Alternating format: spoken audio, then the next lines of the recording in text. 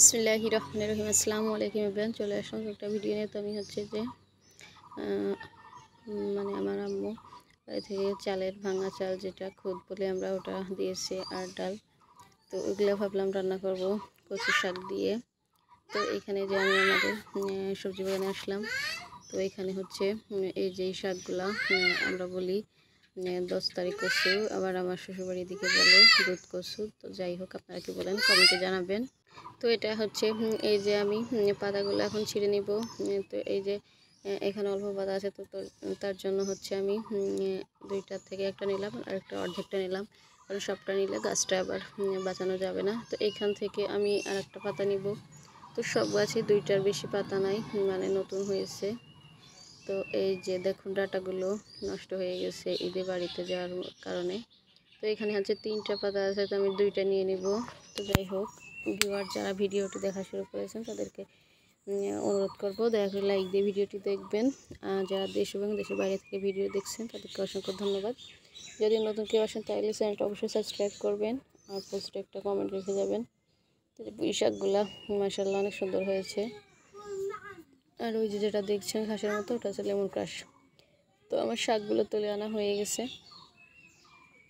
এখন হচ্ছে আমি শাকগুলা ভালো করে সুন্দর করে কেটে এই যে কেটে নিয়েছি। আর এখন চালের ভাঙা যে খুদটা থাকে, খুদ আর ডাল দিয়ে এখানে আমি 2 রকমের ডাল দিয়েছি। তো এটা আমি ভালো করে পানি দিয়ে এখন টলে ধুয়ে পরিষ্কার করে নেব। তো এই যে আমি এভাবে হচ্ছে অনেকক্ষণ ধরে মানে কচলিয়ে সুন্দর করে ধুবো। তো এই যে দেখুন, তো যারা ভিডিওটি দেখছেন কেউ টেনে হিস্ট্রি দেখবেন না, দেখলে সম্পূর্ণ ভিডিওটি দেখবেন। আর অনেকেই হচ্ছে বন্ধু করে রেখে দিয়েছেন, বা আমি মানে আমরা অনেকে এরকম কাজ করতেছি। তো এই বন্ধু করে রেখে লাভ নেই, কারণ সবাইকে সাপোর্ট করতে হবে সবাই। তো এখানে আমি হচ্ছে পেঁয়াজ, রসুন আর কাঁচামরিচ হচ্ছে কেটে নিয়েছি। আর এখানে কড়াইতে দিয়ে দিচ্ছি চালের ওই খুদগুলা আর ডাল যেটা মিক্সড করে রেখেছি, ওটা ভালো করে ধুয়ে আর দিয়ে দিয়েছি পেঁয়াজ, রসুন আর কাঁচামরিচ। তো আমার আম্মু হচ্ছে এভাবে রান্না করে এই খুদটা, আমাদের তো খেতে অনেক মজা লাগে। তো যাই হোক, ভাবলাম আমি একটু এভাবে রান্না করি আর আপনার সাথে শেয়ার করি। তো এখানে আমি দিয়ে দিয়েছি মরিচ, লবণ, এখানে হলুদ, লবণ। তো এখানে হচ্ছে হলুদ, লবণ আর হচ্ছে তেল দিয়ে দিলাম। তো এটা দিয়ে হচ্ছে মিক্স করে নিয়েছে আর ঢাকনা চাপা দিয়ে ঢেকে এখন আমি হচ্ছে রেখে দেবো। আর এখানে শাকগুলো যে কেটে পরিষ্কার করে ধুয়ে নিয়েছি। আর এই যে খিচুড়িটাও জাল শুরু করে দিয়েছি। এখন হচ্ছে হালকা বুদবুদে উঠছে। তো আমি এর মধ্যে হচ্ছে শাকটা দিয়ে দেবো। আর শাকটা হচ্ছে একবারে খিচুড়ির সাথে মানে মিক্সড করে ফেলবো, এর জন্য আগে দিয়ে দিচ্ছি। কারণ ওভাবে শাক মানে একবারে গলে গেলে খেতে অসাধারণ লাগে। তো এখন হচ্ছে আমি একটু নেড়ে চেড়ে মানে নিচ দিকে শাকটা নামিয়ে দিচ্ছি।